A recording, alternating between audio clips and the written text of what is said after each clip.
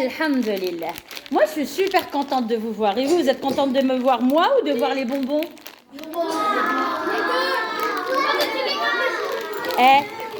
Moi aussi, je suis gourmande comme vous, franchement. Mais attention, hein, on se brosse bien les dents après. Et c'est pas tous les jours les bonbons. Pas très très bon pour la santé.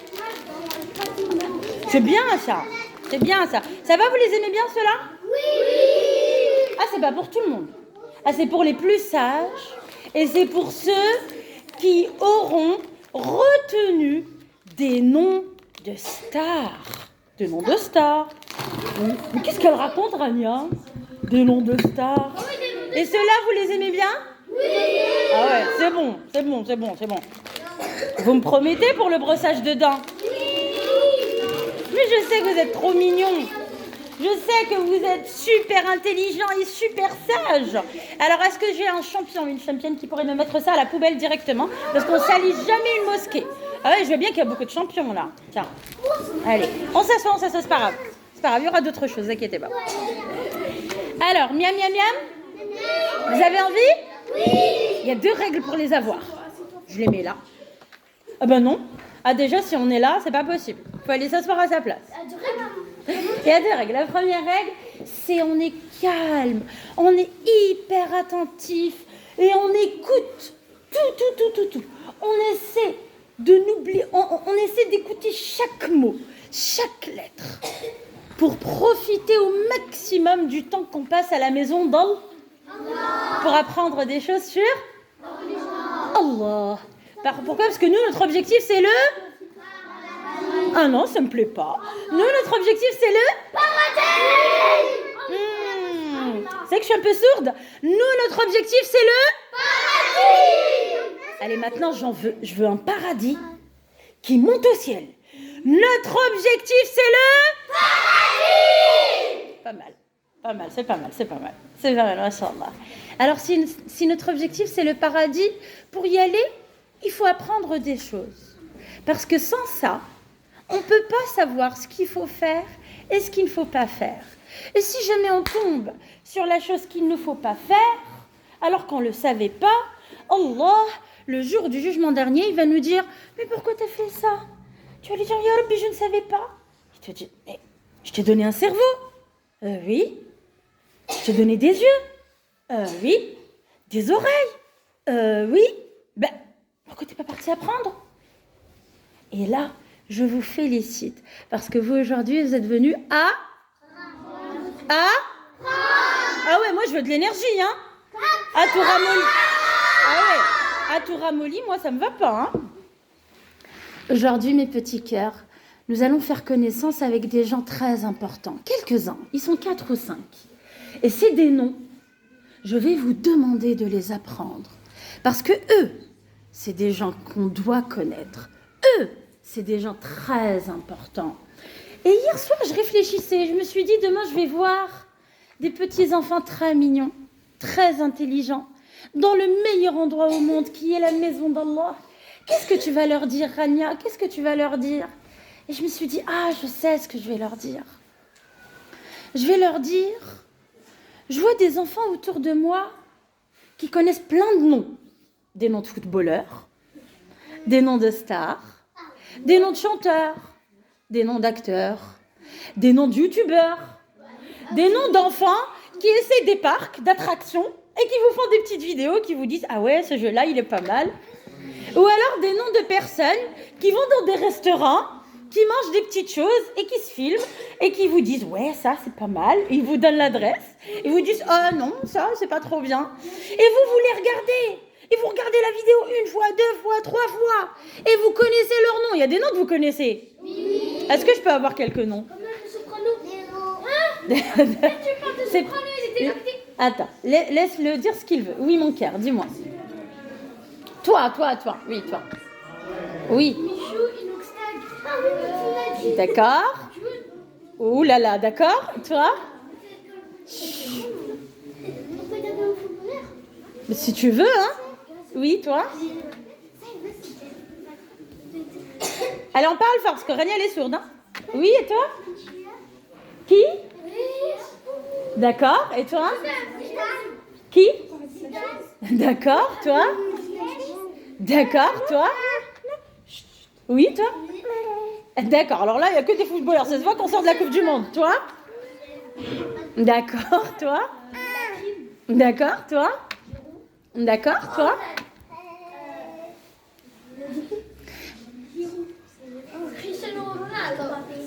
D'accord, ok. Alors, il y en a un, par exemple. Ce sont deux petits garçons. Ils font plein de parcs, plein de sorties avec leur maman et ils filment tout. C'est qui? Swan et Néo. D'accord, toi deux. Tu aimes ou tu aimes pas? Alors, c'est des gens, en tout cas, c'est des noms que vous connaissez. Et vous avez trop envie de savoir plein de trucs sur leur vie. Non. En général, si. Il faut des trucs haram. Ah, ça dépend. Il y en a, ils font des choses normales. Oui, pas oublié. Alors, les choses haram, on n'en parle même pas. On n'a même pas le droit de regarder. Là, on parle des choses normales. Des loisirs normaux, comme du foot, comme des petites sorties, comme des gens qui t'essayent des recettes ou qui t'essayent... Mais en tout cas, on est plein à les connaître et à les suivre et à chercher leurs nouvelles vidéos. Vrai ou pas vrai? Oui.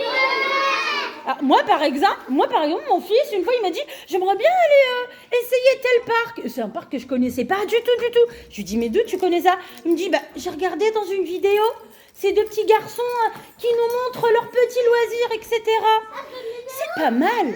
C'est pas mauvais. Hein. Je n'ai pas dit que c'était haram. Mais en fait, mes petits cœurs, il y a en fait des gens. Eux, c'est de vraies stars.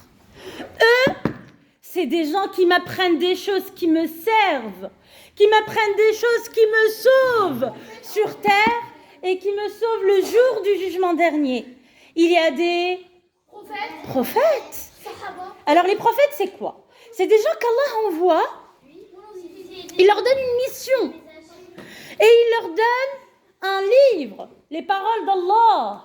Et il leur dit d'aller avertir l'humanité. Les avertir de quoi? Leur dire attention, on n'est pas sur terre pour rien. On n'est pas sur terre pour manger, boire, s'amuser, dormir et enfin mourir et il n'y a plus rien. Non. Quand on va mourir, il y a une autre vie, mes petits cœurs. Oui ou non? Oui. Et alors, cette vie-là, c'est celle qui est plus importante. Et c'est celle qui est éternelle. On ne mourra jamais dans la prochaine vie. Et c'est celle qui sera soit en levez les mains. Dites Ya Allah. Ya Allah. Ya Allah. Aide-nous à faire partie de ceux qui vivront au paradis. Dites Amin. Du fond du cœur, le Amin. Qu'est-ce que vous êtes mignons, vous êtes magnifiques, masha'Allah. Et alors aujourd'hui, je vais vous parler de gens qui ont tout fait, qui se sont sacrifiés, qui étaient prêts à donner leur âme, leur argent, leur famille, leurs enfants, leur sang, pour que vous et moi connaissions la vérité d'Allah, la vérité du sens de cette vie, la vérité de on va où et on vient d'où. Nous venons d'Allah et nous allons tous vers Allah. Et alors, auprès d'Allah, nous allons être jugés. Et ce jugement-là, c'est pourquoi on se prépare maintenant, tous les jours de cette vie-là, tous les jours et toutes les nuits de votre vie. Quand vous allez prononcer un mot, vous allez penser au jugement. Ah, si je suis jugé pour ça, ça va être une bonne chose ou une mauvaise? C'est un bon point ou un mauvais point? C'est une hasana? Ou alors une sayyi'ah? Un péché ou une bonne action? Et quand je vais faire quelque chose, avec mes mains par exemple, je vais manger, je vais pousser quelqu'un, je vais salir l'endroit, je vais ranger les choses, je vais écrire. Et alors, je vais me dire, pour ça je vais me juger. Là, vous êtes en train de m'écouter, mes petits cœurs, comme des petits anges, et vous êtes magnifiques. Vous allez être jugés pour ça aussi. Et Allah va vous dire, c'était tellement bien, la petite heure que vous avez passée dans la maison d'Allah, en train d'écouter des choses qui vous rapprochent d'Allah. Et quand vous allez découvrir l'énorme récompense du moment que vous avez passé ici, vous savez ce que vous allez vous dire? Vous allez vous dire, ah, pourquoi je ne suis pas restée longtemps? Pourquoi je ne suis pas partie tous les jours à la maison d'Allah? Pourquoi je ne suis pas restée toute la journée? pas appris plus? Pourquoi j'ai pas invoqué Allah plus? Pourquoi je n'ai pas évoqué Allah plus? Et alors, aujourd'hui, je vais vous raconter une petite histoire. Et pour la petite histoire, il y aura 6 noms très importants à connaître. Soit c'est des noms de personnes qui sont aujourd'hui nos stars, soit c'est des noms de lieux, d'accord? C'est des endroits, d'accord? Je vais vous poser des questions à la fin. Et celui qui va répondre bien à la question, il aura son petit... Voilà. Et brossage de dents à la fin. Ok? Ok, mes petits cœurs, est-ce qu'on est d'accord? On est d'accord pour 2 choses. Garder le silence et apprendre les noms. 3, 2, 1, ça commence. Ah ben non, là, ça commence pas. Non, Ali, tu vas aller t'asseoir. Un petit cœur, toi. On recule un petit peu, comme ça vous me voyez bien. 1 mètre de distance. Essile va t'asseoir, mon cœur, va. Nous sommes à la Mecque. Et voilà maintenant 10 ou 11 ans que le prophète Mohammed sallallahu alayhi wa sallam a été envoyé par Allah pour avertir les gens du jour du jugement dernier. Pour leur dire attention, il y a un jugement qui arrive, il faut s'y préparer.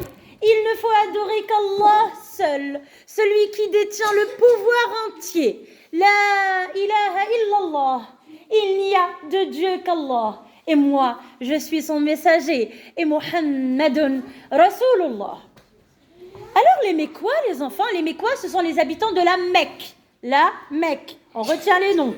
La Mecque. Les Mécois sont les habitants de la Mecque. Il y en a qui sont devenus musulmans. Et il y en a beaucoup. Et puis, ils sont de plus en plus.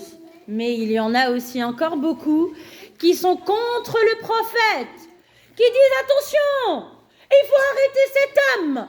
Si on ne l'arrête pas, il va anéantir la religion de nos ancêtres. Et quelle était la religion des ancêtres des Arabes? Oui, ma chérie. Voilà, donc ils étaient idolâtres. Il y avait des statues et ils pensaient que ces statues-là représentaient des divinités. A'udhu billahi minash shaitanir rajim. Une statue faite de pierre, qui ne peut ni écouter, ni voir, ni réfléchir, ni ressentir. L'être humain, il est capable de croire que ça, c'est Dieu. Incroyable. Avec un coup de marteau, je casse ce que je pense être Dieu. C'est logique? Non. C'est pas logique. Et alors, ils y tiennent. Ils disent non, nos grands-pères, nos ancêtres, nos tribus, nos familles ont toujours cru à ça, on y tient. Et la Mecque était une ville très riche. C'était une ville aimée, convoitée. Les gens venaient de tous les coins de l'Arabie était grande, pour venir faire des pèlerinages, acheter des statues, faire du commerce, etc. Les questions, c'est à la fin. On me laisse raconter tout. Vas-y, dis-moi. Mais le problème, c'était pas ça. Je crois que le problème, c'était que parce qu'ils associaient les statues avec Allah. Très bien. Ils reconnaissaient qu'Allah c'était un Dieu, mais ils reconnaissaient aussi que les statues. Alhamdulillah. Excellent, mon cœur. Excellent, je suis fière de toi. Ce que tu dis est pas. Alors, arrive un moment où les nouveaux musulmans vivaient trop mal. Ils étaient persécutés. On leur vendait rien du tout. On leur achetait rien du tout. On se mariait plus avec eux. On leur parlait plus. Ceux qui étaient plus pauvres et plus faibles, on les tapait, on les torturait. C'était invivable. Seulement, les nouveaux musulmans qui appartenaient à de grandes familles, qui étaient riches, qui étaient connus, qui étaient forts, eux, on les touchait pas. Alors le prophète, alayhi salatu wassalam, après avoir eu l'autorisation d'Allah, il va donner l'ordre aux musulmans de quitter la Mecque. On écoute bien, mon petit cœur. De quitter la Mecque et d'aller à Médine. D'aller où? Al-Madina al-Munawwara. Médine la lumineuse. Qu'est-ce qu'il y a à Médine? Il y a déjà des musulmans. Il y a des gens qui étaient venus à la rencontre du prophète quelque temps avant et qui avaient cru au prophète, alayhi salatu wassalam, qui étaient devenus musulmans et qui étaient repartis à Médine transmettre le message d'Allah. Et ils commencent à Médine à avoir des musulmans de plus en plus. Et ils n'avaient qu'une seule hâte, c'est de recevoir le prophète chez eux. Alors Médine, c'est loin de la Mecque, 450 km. C'est comme si qu'on disait, vous connaissez Lyon? C'est comme si qu'on disait qu'on allait quitter Paris pour aller s'installer ensemble à Lyon. Parce qu'à Paris, les gens ne sont pas gentils et qu'à Lyon, les gens sont gentils. D'accord? Ok? C'est un exemple, hein? D'accord? Ce n'est pas vrai, hein? D'accord? Alors, il quitte la Mecque. Par contre, le prophète Mohammed, lui, il va rester. Ça va s'appeler l'émigration. Ça va s'appeler comment? L'émigration, c'est le fait de quitter un pays ou une ville pour aller s'installer définitivement autre part, parce que cette autre part-là est meilleure que notre endroit à nous. D'accord? Et là, les musulmans étaient tellement persécutés qu'ils n'arrivaient plus à vivre là-bas. Et donc, le prophète leur a autorisé à faire ce qu'on appelle les migrations. Les noms à connaître. Les noms à connaître. Il quitte la Mecque pour aller à Médine. Le prophète reste, et qui va rester avec lui? Son meilleur ami. Son meilleur ami s'appelle Abu Bakr as-Siddiq. Alors, répétez, Abu Bakr. Ah, il faut le connaître, lui. Ma chérie. Chut. Ah, il faut le connaître, lui. Ah, lui, une très grande star de l'islam. Il est tellement important, les enfants, que sa foi à lui, la foi qu'il a dans le cœur d'Allah, sa foi à lui, seule, elle est l'équivalent de la foi de tous les musulmans du monde entier. Abu Bakr était capable de donner toute sa vie, son sang, son argent au prophète Mohammed sallallahu alayhi wa sallam, seulement pour que l'islam vive, pour que le message de la vérité vous arrive à vous et il m'arrive à moi. Ce sont des gens qui se sont sacrifiés pour nous. C'est pour ça que ce sont nos stars. On doit être fan d'eux. On doit tout connaître sur eux. C'est eux les vrais stars. Moi, j'ai déjà vu.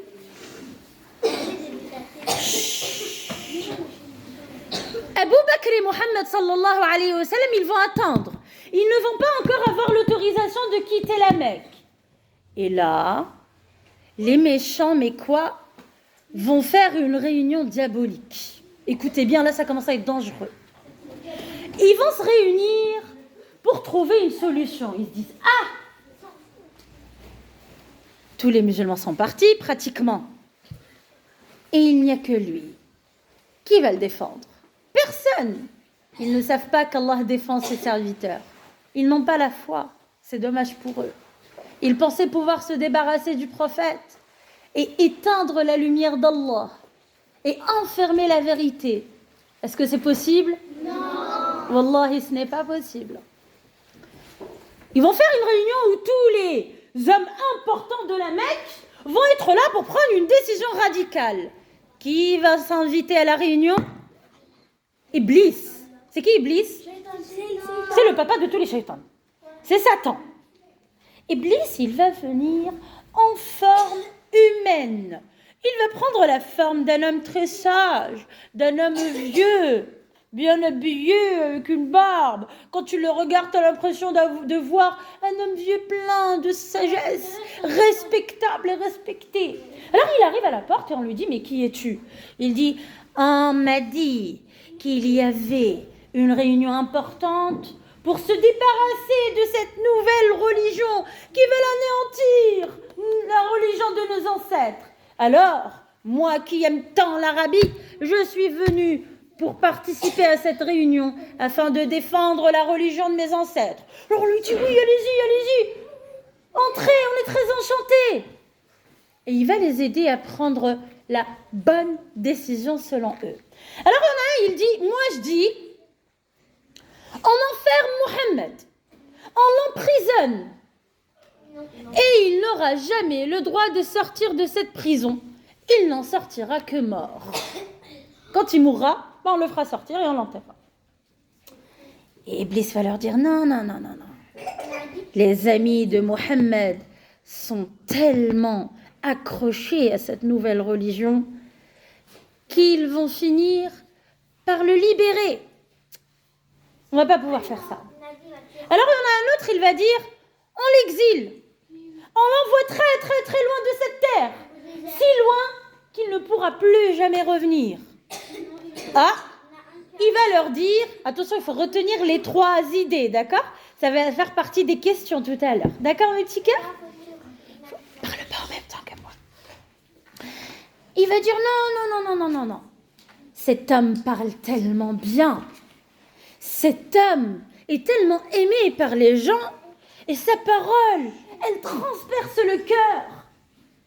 Il déborde de sagesse et de poésie que il va finir par former une autre communauté et revenir. Alors on a un autre, c'est Abu Jahl, qui va dire on ramène l'homme le plus fort, le plus armé de chaque tribu. Écoutez bien ça. Chez les Arabes avant, c'était des tribus, on va dire des groupes, d'accord, de grandes familles. Et quand il y avait quand il y avait une personne de cette tribu-là qui attaquait une autre personne d'une autre tribu, et ben c'était toute cette tribu qui allait se venger de l'autre tribu et une guerre éclate entre 2 tribus. Et alors, lui, ce qu'il va dire, il va dire nous, pour disperser le sang de Mohammed sur toutes les tribus, nous allons prendre l'homme le plus fort de chaque tribu arabe. Et tous ensemble vont taper d'une seule main Mohammed, le tuer, si bien que la tribu de Mohammed ne pourra pas se venger pour lui. Parce qu'ils ne pourront pas déclarer la guerre à toutes les tribus arabes. C'est pas possible. Et là, Iblis va leur dire, oui, excellente idée, on va faire ça. Je vous encourage à le faire. Cet homme déborde de sagesse, il faut le suivre. C'est ce qui va se passer. Ils vont aller dans les tribus arabes, chercher les hommes les plus musclés, les plus grands, les plus forts combattants. Ils vont les armer jusqu'aux dents. Et ils vont tous, en pleine nuit, encercler la maison du prophète Mohammed sallallahu alayhi wa sallam. Et ils étaient environ 40 hommes. Le matin, il n'avait même pas. Eh mes chéris, imaginez 40 hommes armés devant chez vous. Et toi, t'es à la maison. Si tu sors, boum, tout le monde t'attaque. Les épées, les sabres, les lances, les chaînes. Aucune chance de s'en sortir. Mais Allah est grand. Allah est fort. Merci mon cher. Allah protège le prophète et protège l'islam. Cet islam-là, il doit vivre. On a encore besoin du prophète pour qu'il nous apprenne notre religion, pour qu'elle soit complète, pour qu'elle arrive à vous, pour qu'elle arrive à vous, pour qu'elle arrive à moi, pour qu'elle arrive à vos parents, pour qu'elle arrive jusqu'aujourd'hui. On est bientôt en 2023 et nous sommes en France et on parle du prophète Mohammed sallallahu alayhi wa sallam pour que cette religion qui est la vérité touche les 4 coins du monde. Allah a averti le prophète. Il lui a dit, Ya Mohammed, voilà le plan des méchants. Voilà le plan des Mécois. Alors le prophète, alayhi salatu wa sallam, il va faire un plan, lui aussi. Il va dire, quelques années avant, écoutez bien, ça c'est un autre nom. Quand personne ne voulait le soutenir, quelques années avant, il regarde les gens de la Mecque et il leur dit, ô gens de la Mecque, qui me soutient, qui me donne sa protection pour que je puisse faire passer le message d'Allah. Qui s'est levé parmi tous les hommes? C'est un petit garçon qui a seulement 10 ans, il s'est levé et il était vraiment sincère. Il lui dit, moi, ya Rasulallah, moi, je veux te protéger. Ce petit enfant, il s'appelle Ali. Comment il s'appelle? Ali. Comment il s'appelle? Ali. Alors lui, vous me le connaissez par cœur. Et il était sincère. Lui, ce petit garçon, il s'est porté volontaire pour protéger le messager d'Allah face à tous ces méchants. Il lui dit, moi, je te protège, ô messager d'Allah, pour que tu puisses faire passer la vérité à l'humanité. Et mes chéris, c'est ce même petit garçon, quelques années plus tard, Ali ibn Abi Talib, il faut le connaître, c'est une star pour nous, Ali ibn Abi Talib. C'est un exemple pour toutes les petites filles, pour tous les petits garçons. Lui, il faut le suivre. Lui, il faut regarder plein de vidéos sur lui. Lui, il faut connaître sa vie. D'accord, mes petits cœurs? Ce petit garçon très intelligent et très courageux, le prophète va lui dire, Ya Ali, tu vas te mettre dans mon lit et tu vas te couvrir avec ma couverture.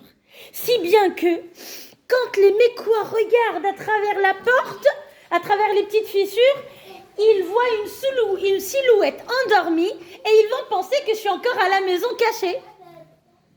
Ali lui dit, bien sûr, ya Rasulallah.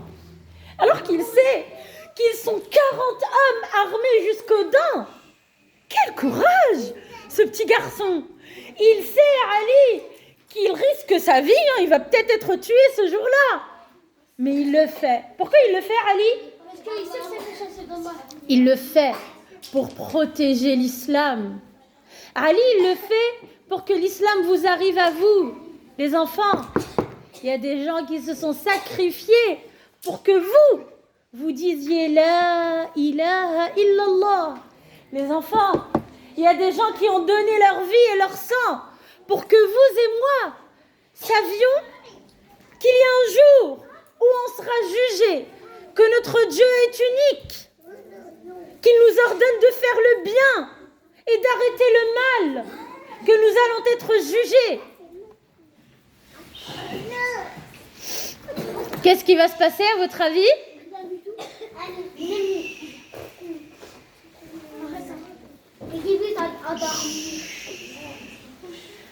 Allah va faire un miracle. Et nous, les musulmans, on croit au miracle. D'accord? Le prophète, alayhi salatu wassalam, a eu plusieurs miracles dans sa vie. Et aujourd'hui, on va parler de 2 miracles. Ça, c'est le premier. Ça va faire partie des questions. Tout à l'heure, je vais dire, par exemple, quel était le premier miracle? Et celui qui va me répondre, il aura sa petite récompense. D'accord, mes chouchous? D'accord. Oui, mon cœur. Il n'y a pas dans les trucs, il n'y a pas la caméra. Tu verras. Ça, c'est verra. On va pas raconter tous les détails aujourd'hui. On n'aura pas assez de temps, mais c'est bien, mon cœur, je suis fière de toi. Allah va lui dire, il est avec Abu Bakr, son meilleur ami. Allah va lui dire, sors de la maison, de la porte normale. Les 40 hommes sont devant lui. Et prends du sable. Et tu vas lire Surat Yasin.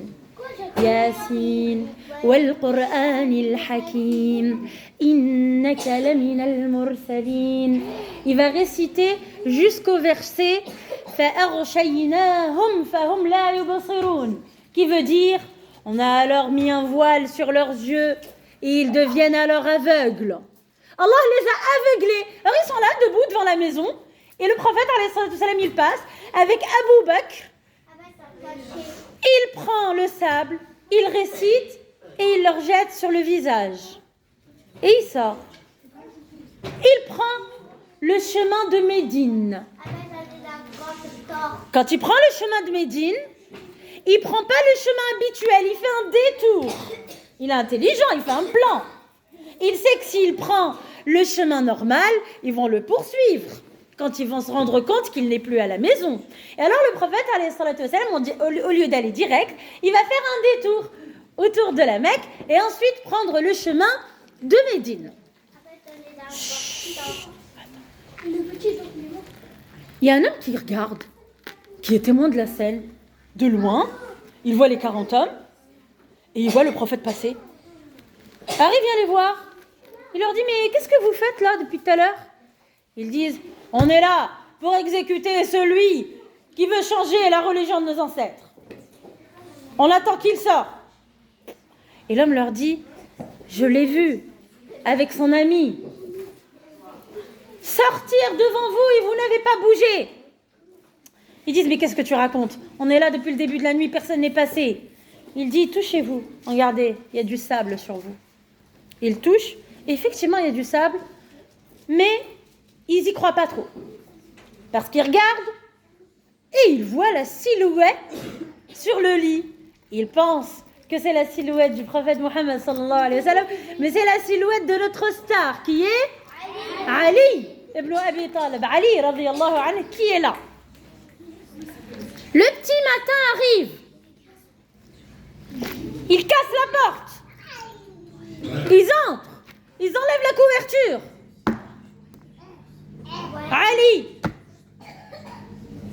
Ali était tout content d'avoir défendu le prophète alayhi salatu wassalam. Et là, eux, ils se sont rendus compte qu'ils se sont fait avoir. Et ils se sont rendus compte qu'ils ont perdu la trace de Mohammed. Et ils se sont rendus compte que Mohammed était déjà loin. La ilaha illallah Muhammadur Rasulullah. Le prophète, avec Abu Bakr, ils vont aller se cacher dans une grotte. Et ça fait partie des choses à connaître. La grotte de Thaour. La grotte de Thaour. La grotte de... Et regardez le plan. Écoutez bien le plan. Il va changer le chemin. Ça, c'est le numéro 1. Parce qu'il faut faire des plans dans la vie. Il faut être intelligent. Il ne faut pas aller sortir comme ça bêtement, se mettre en danger et dire ah, Allah, il va m'aider. Non. Il faut tout faire intelligemment et dire Allah va m'aider. C'est comme ça qu'Allah nous aide. Attends. Dans la grotte de Thaour, ils vont passer 3 jours et 3 nuits. Pourquoi 3 jours et 3 nuits? Pour que les Mécois se calment. Pour que pendant ces 3 jours et 3 nuits, les Mécois vont dans les déserts et dans les chemins de Médine et chercher la trace du prophète et qu'ils ne le trouvent pas et qu'ils reviennent. D'accord? Pendant ces 3 jours et 3 nuits, il y a une jeune fille, une star, que vous devez connaître, qui va s'appeler Esma. Comment elle s'appelle? Esma. Comment elle s'appelle? Esma. Esma, elle, c'est la fille d'Abou Bakr. D'accord? Abou Bakr, qui est le meilleur ami du prophète, qui est avec lui dans la grotte. Et bien, elle est chargée de leur ramener à manger tous les jours. Et Esma, quelle fille courageuse! Elle sort toute seule. Elle sait que tout le monde cherche la trace de son père et cherche la trace de Mohammed alayhi salatu wassalam. Et elle n'a pas peur. Elle prépare. Et elle emmène ça. Et elle monte dans la colline. Et elle prend le chemin du désert. Et elle n'a pas peur. Et elle donne à manger à son papa. Et alors imaginez s'il y a ces traces. Imaginez si les Mécois qui cherchent partout, qui sont fous furieux, ils trouvent la trace d'Esma. Alors ils sont intelligents. Ils vont demander à un homme qui s'appelle Amir. Comment il s'appelle? Comment il s'appelle?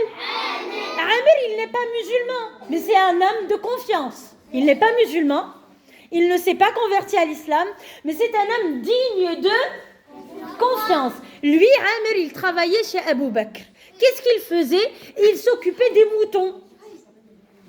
Qu'est-ce que va lui dire le prophète? Il va lui dire, à chaque fois qu'Asma va venir, tu vas passer avec le troupeau juste derrière elle pour effacer les traces. Ils sont super intelligents. Et tous les jours, c'était comme ça. Esma, elle montait. Elle allait dans le désert, elle montait la montagne. Et t'avais Amr avec le troupeau derrière elle. Allez les moutons, allez les moutons. Comme ça, il y a la trace des moutons partout pour effacer les traces. Tout ça pour protéger le prophète. Mes petits cœurs. Vous savez ce que je trouve mignon, moi? Moi, je trouve mignon que même ces moutons-là ont participé pour protéger l'islam. Ils effaçaient les traces. Ah, mais moi, je les aime beaucoup, ces moutons. Ah, moi, je les trouve trop mignons. C'est pour ça qu'on les mange en Eid. Il est trop mignon. Il n'y a pas que ça. Il y a un autre star qui s'appelle Abdullah. Comment il s'appelle? Abdullah. Lui, c'est le frère d'Esma. c'est aussi le fils d'Abu Bakr, Abdullah ibn Abi Bakr. Lui, il avait une mission incroyable. Retenez bien les missions. Sa mission, c'était d'aller écouter dans les rues ce que disent les Mécois pour ramener toutes les informations au prophète Mohammed alayhi salatu wassalam et à Abu Bakr dans la grotte de Saour. Ah ben oui, pour qu'ils sachent ce que les Mécois vont faire, ce qu'ils planifient, pour qu'ils puissent, eux, répondre à cette planification, pour qu'ils puissent se protéger. Alors tu avais Abdullah qui tournait dans les rues, qui prenait les infos et qui mentait donner les informations au prophète Mohammed. Et tu avais Asma qui donnait à manger. Et tu avais Amr avec les brebis et les moutons derrière. Et tu avais le prophète Mohammed et Abu Bakr dans la grotte. Ils attendent le bon moment pour prendre le chemin. Et tu avais les Mécois fous, furieux partout. Et de l'autre côté, à Médine, tu as les musulmans médinois qui attendent le messager d'Allah tous les jours. Ils montaient dans les palmiers, dans les arbres et au-dessus des maisons. Et ils cherchaient, ils regardaient. Où est cet homme en qui on croit mais qu'on n'a pas encore vu?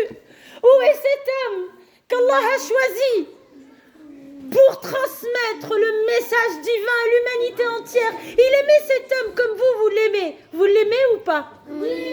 Vous sentez son amour à l'intérieur de votre cœur ou pas?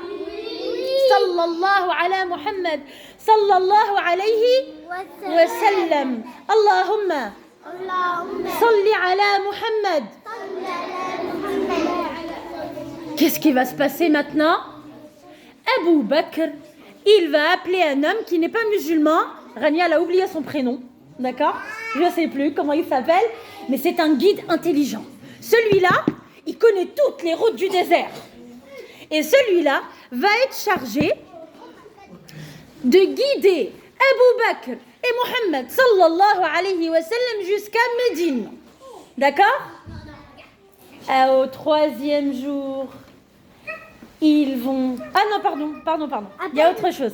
Il y a autre chose avant. Marina, elle a fait une toile. Il y a deux autres choses avant. Ils n'ont pas encore pris la route, d'accord? Au moment de rentrer dans la grotte, le prophète alayhi salatu wassalam, elle est rentrée dans la grotte. Wa'il, tu écoutes. Ali, tu écoutes. Allez, on est là. Glenn, on est là. Mes petits cœurs d'amour, au moment de rentrer dans la grotte, vous savez qu'on est en plein désert, c'est une grotte, il peut y avoir des serpents. Il peut y avoir quoi d'autre? Un animal venimeux très méchant? Très bien. Des scorpions. Alors, Abu Bakr dit au prophète, non, ya Rasulallah, moi je rentre avant toi. Je vérifie que tout va bien pour que tu puisses toi entrer. Abu Bakr était prêt à donner sa vie pour le prophète alayhi salatu wassalam. Alors, Abu Bakr, quand il rentre dans la grotte, il voit des trous. Écoutez bien ça. Il va enlever un bout de son vêtement. Il va arracher, des bouts de son vêtement et il va mettre des bouts dans tous les trous, si bien que, il y a un scorpion dans les petits trous là, mais il ne peut pas sortir et il ne peut pas faire du mal au messager d'Allah, Muhammad sallallahu alayhi wa sallam. Alors, il bouche les trous. Il reste un trou et il n'avait plus de morceaux de vêtements. Alors, qu'est-ce que fait Abu Bakr? Il s'installe et il met son pied dans le trou. Il bouche le trou de serpent ou de scorpion avec son pied. Il est en train de risquer sa vie. Et là, lui dit, Ya Rasulallah, c'est bon, tu peux entrer. Là, tu es en sécurité. Le prophète était fatigué parce qu'ils avaient veillé toute la nuit.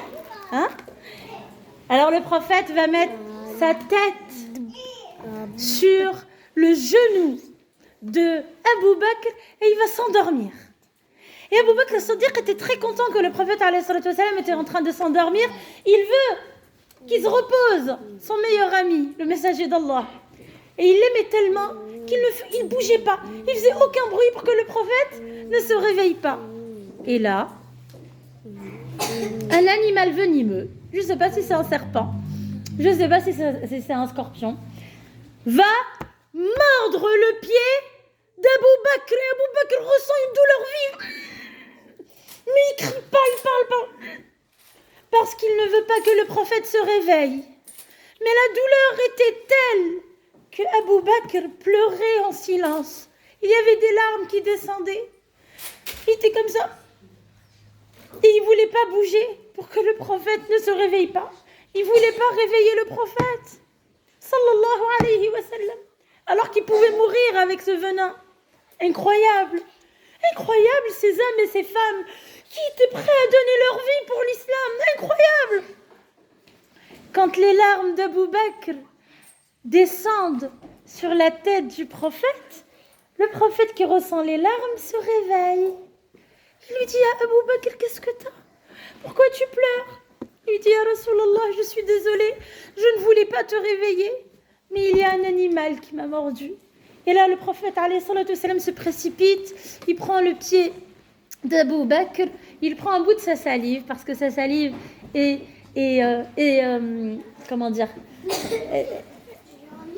je ne sais pas quel terme employer. En tout cas, il prend un bout de sa salive et il dit un dua. Il fait passer la main sur le pied d'Abu Bakr et la douleur part, ainsi que le venin. Au 3e jour, Abu Bakr entend un bruit, alors qu'ils sont cachés dans la grotte. Il entend un bruit. Il dit, ah Rasulallah, il y a un bruit, ils arrivent. Ils nous ont trouvés. Ils nous ont trouvés, ya Rasulallah. Abu Bakr, il prend peur. Il est alarmé.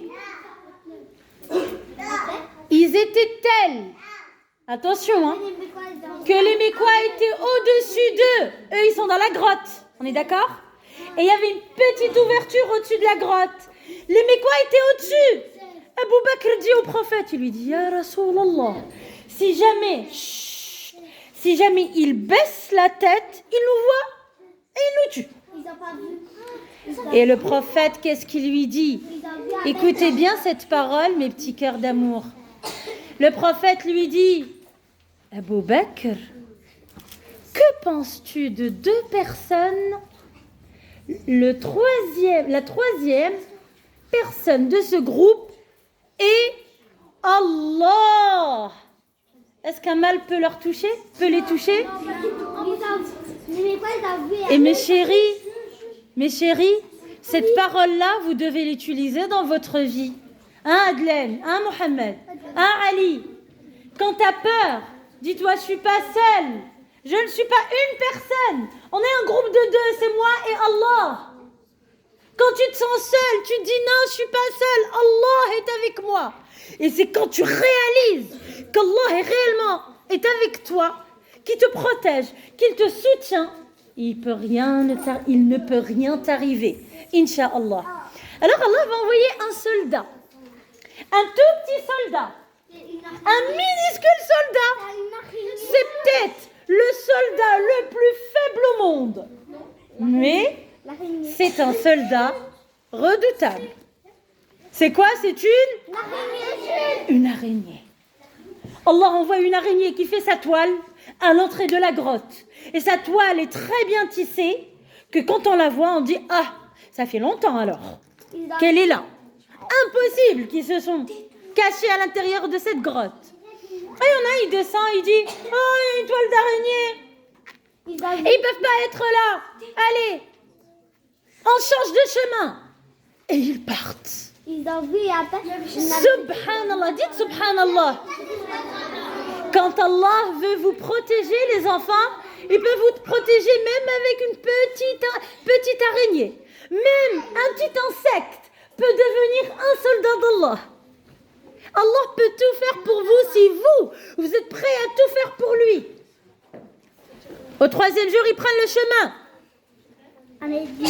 Quand le chemin est pris, Abu Bakr, regardez ce qu'il faisait.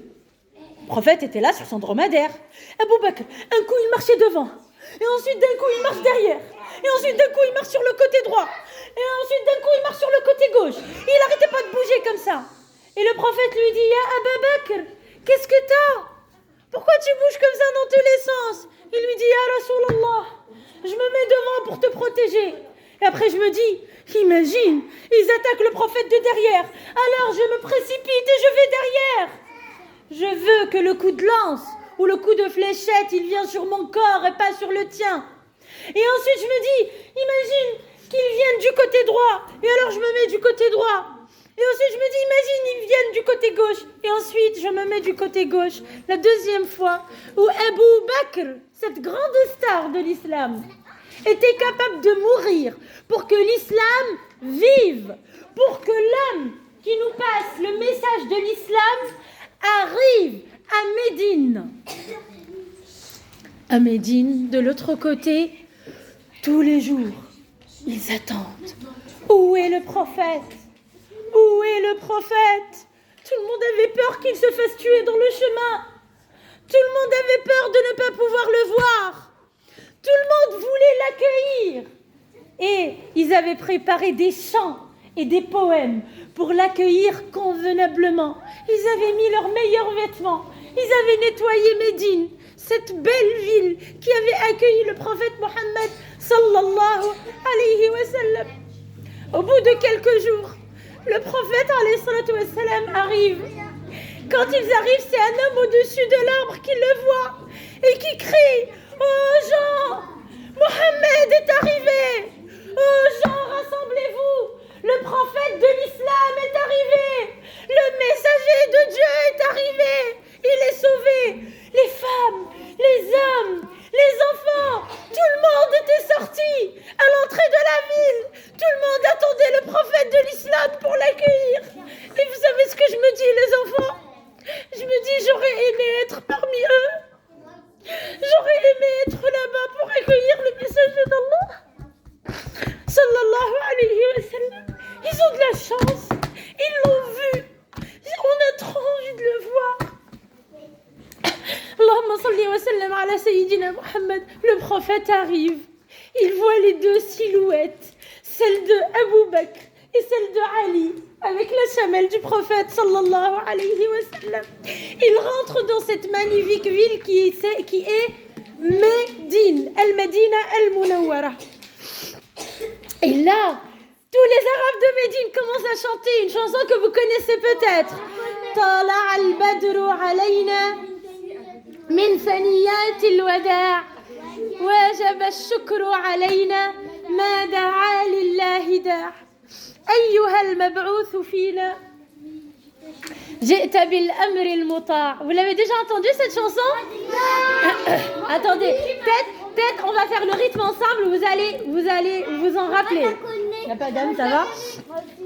طلع البدر علينا من ثنيات الوداع وجب الشكر علينا ما دعا لله داع.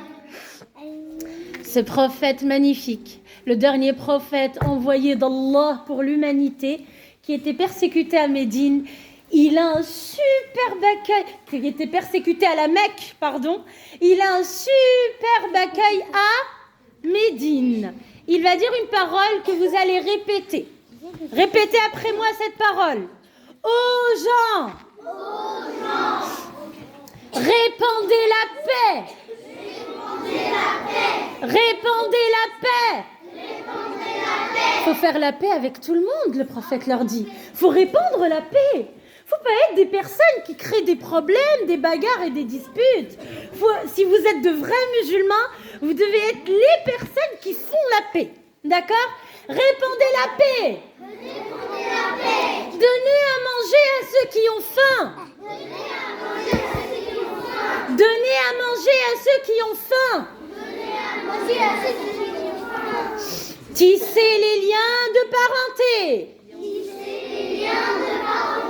Tisser les liens de parenté, ça veut dire qu'il faut garder une bonne relation avec ses parents, ses frères et sœurs, ses tatas et ses tontons, ses cousins et ses cousines.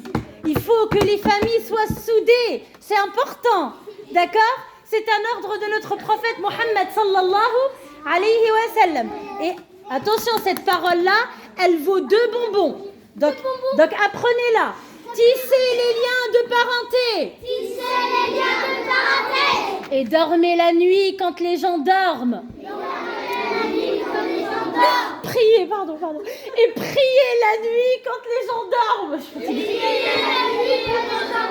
Et prier la nuit quand les gens dorment. Vous entrerez alors au paradis en paix. Au paradis en paix. Il commence sa parole avec la paix et il a fini avec la paix. Répandez la paix. Donnez à manger à ceux qui ont faim. Tissez les liens de parenté. Priez la nuit quand les gens dorment. Vous entrerez alors au paradis en paix. À partir de ce jour-là, Médine devient le premier pays musulman au monde. Et à partir de ce moment-là, l'islam s'agrandit jusqu'à arriver au Maroc et en Espagne de ce côté-là et en Inde et en Chine de l'autre côté. D'accord ? L'islam était très grand. Mes petits cœurs d'amour. J'ai fini ce que je voulais vous raconter et j'ai en tête des questions. Va t'asseoir. Enlève la main. On ne donne pas les réponses. Question numéro 1. Est-ce que vous êtes prêts ? Oui. Il y a un petit garçon qui est une star de l'islam. Ce petit garçon-là, à l'âge de 10 ans, il a dit au prophète, moi je te protège contre tous ces méchants. Il a un prénom. On l'aime beaucoup. Ah oui, ils ont. Tout le monde, Inch'Allah, tout le monde aura un bonbon. D'accord ? Va t'asseoir, mon amour, va t'asseoir. Ah ben non, ceux qui sont là, non, il faut être assis. Reculez, on touche pas la table. Reculez. Allez. Madeleine, comment il s'appelle ? Ali, radiyallahu anhu. Viens, bravo. Ali ibn Abi Talib, radiyallahu anhu. Bravo. Ali, radiyallahu anhu. Il y a une jeune fille, une star de l'islam. On recule de la table. Elle sortait tous les jours, elle prenait le risque afin de nourrir le prophète Mohammed sallallahu alayhi wa sallam et son papa. Comment elle s'appelle ? Oui, ma chérie. Esma. Répétez. Esma. Bravo, ma chérie. Masha'Allah, je suis fière de toi. Maintenant, c'est un endroit. Il y a une grotte où le prophète avec Abu Bakr as-Siddiq se sont cachés. Les garçons. À toi. Médine. Non. Ah non, Médine c'est une ville, ce n'est pas une grotte. Oui mon cœur, dis-moi. Saour. Allez viens mon cœur, bravo, je suis fière de toi. Bismillah. Alhamdulillah. Bismillah. Il y a un homme qui, sa foi à lui seul, elle est l'équivalent de la foi de toute la communauté. Cet homme-là, à plusieurs reprises dans sa vie, il a donné tout son argent au prophète alayhi salatu wassalam et pour l'islam. Et plusieurs fois dans sa vie, il s'est mis en danger de mort. Il a donné sa vie pour protéger Mohammed sallallahu alayhi wa sallam. Mohammed. Abu Bakr as-Siddiq, bravo. Répétez, Abu Bakr as-Siddiq, radiyallahu anhu wa arda. Très bien. Les habitants de la Mecque avaient fait un plan et ils pensaient que ce plan-là allait suffire pour arrêter la lumière d'Allah. Qui peut m'expliquer le plan rapidement ? Il a 2 bonbons. Je sais pas. Attends. Allez, celui qui a la veste rouge. Ils sont arrivés et ils ont fait une réunion. Après, ils ont dit Vas-y, va dire aux filles. Ils ont proposé un plan pour que le prophète il est mort. Et ils ont proposé le plan qu'ils prennent une personne par tribu et ils partent la prier. Très bien, allez viens prendre 2 bonbons, je suis fière de toi mon cœur. Alors, il y a encore des questions, ne vous inquiétez pas. Oh, après. Allez, prends. Merci. Derrière, dis barakallah, je dis que c'est beaucoup mieux que merci. Alors, mes petits cœurs d'amour. Ah, Tarania, elle n'a plus de questions. Ah, qui peut me chanter le très beau chant ? Non, je connais pas du tout. Allez, à toi. طلع البدر علينا من ثنيات الوداع وجب الشكر علينا مدعا Billahi dar. Ça suffit. Barakallahu fik. Prends-en deux. Je suis fière de toi. Alors, combien de jours et de nuits le prophète est resté avec Abou Bakr dans la grotte? Alors, on va prendre une fille. J'ai l'impression que je prends que des garçons. La petite fille avec le manteau rose tout derrière, le hijab bleu. Oui, ma chérie, viens. Très bien. Viens prendre un bonbon. Viens. Bravo. Alors, il y a un star qui partait tous les jours écouter ce qui se dit pour prendre les informations et les ramener au prophète alayhi salatu wassalam et Abou Bakr. Comment il s'appelle? Oui. Qui? Non, mon petit cœur, c'est pas lui. Oui. Abdullah. Et c'est le fils de qui, Abdullah? D'Abou Bakr. Très bien. Allez, viens prendre, ma chérie. Viens. Je suis fière de vous. Comment elle s'appelle la ville? Comment elle s'appelle la ville vers laquelle émigre le prophète? Oui. L'Arabie Saoudite? Non, mon petit cœur. La ville Ali El-Medina. Médine. Très bien. Alors, tout le monde s'assoit. Tout le monde s'assoit. Tout le monde s'assoit. Là, j'ai une question qui vaut 4 bonbons. Tout le monde s'assoit. Qui serait capable de me redire la parole hyper importante qu'a dit le prophète Mohammed sallallahu alayhi wa sallam quand il est arrivé à Médine? Entière. Il y a 4 phrases dedans. Les 4 phrases, 4 bonbons. Si tu me dis une seule phrase, c'est un bonbon. D'accord? Alors, à toi ma chérie. Prier la nuit quand les gens dorment. Oui. Un seul bonbon. Allez, viens. Alors, attends. Oui. Ben, asseyez-vous, mes petits cœurs. Mes amours, asseyez-vous. Ça va pas le faire, asseyez-vous. Oui, ouais.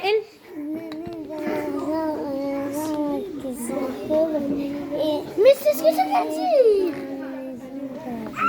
Non, il n'a pas dit donner de l'argent aux gens pauvres. Il a dit donner à... Attends, quelqu'un qui n'est pas passé. Oui. Moi, je suis même pas... Oui. Donner à manger à ceux qui ont faim. Oui, viens. Alors, il y en a 2 autres, oui. Vous entrerez alors au paradis en paix. Très bien. Il y en a une que vous avez oubliée. Oui, le jeune homme avec le sweat blanc. Très bien, répandez la paix. Très bien, on les a terminés. Alors, ce qu'on va faire, vous allez la répéter encore derrière moi. Ah, oui. Vas-y, dis-moi. Tisser les liens de parenté. C'est vrai. Alors, maintenant...